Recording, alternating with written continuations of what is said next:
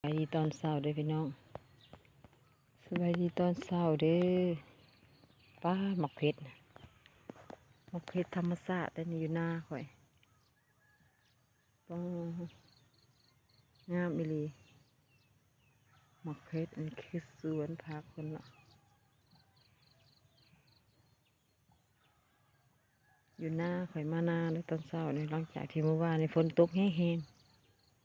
ว่าหมักเพชรนี่เป็นตายากอะไรตะกินอีหลีนิ้วหมักนิ้วหมักนิ้ว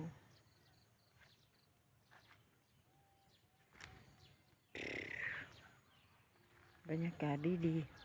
ๆยามเช้านะ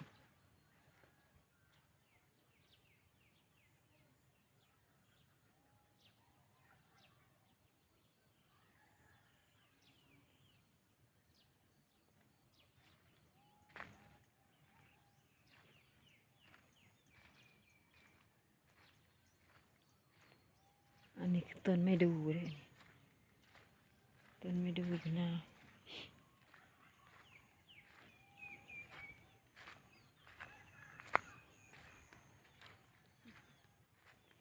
เมื่อคืนก็มาหาก้านแถวนี่แหละเมื่อคืนนี่บ่ได้แต่กระปู2 โตว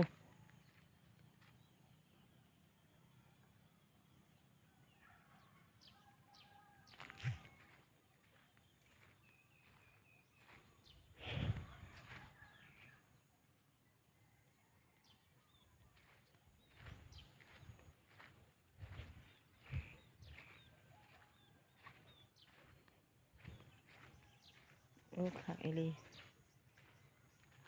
บรรยากาศยามมื้อเช้าโอเคเลยบรรยากาศดีอากาศดีเลย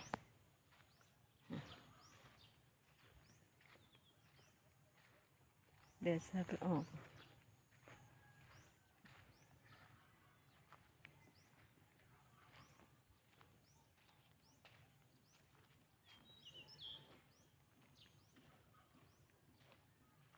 คุณแม่ได้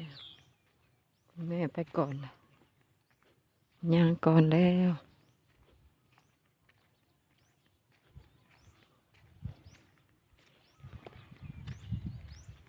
อากาศเย็นๆหนาวๆโอ้ต้นงิ้วดกเลย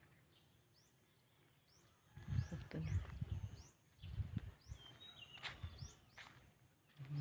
จะปริญญาพี่หางมดแดงรังมดแดงอันนี้ก็คือเสียงไร่เถียงนา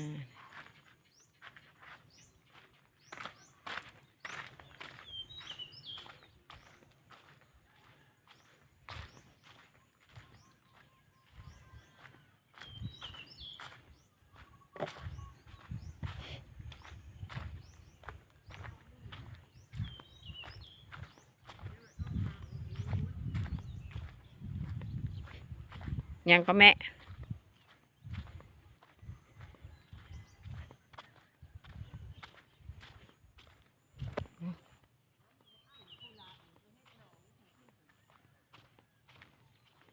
เอาวันนี้แล้วโน่นขึ้นฮะ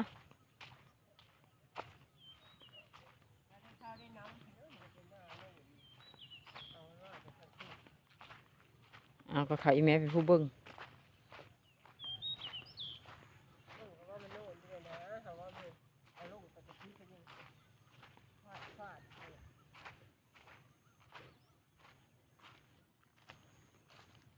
พี่น้อง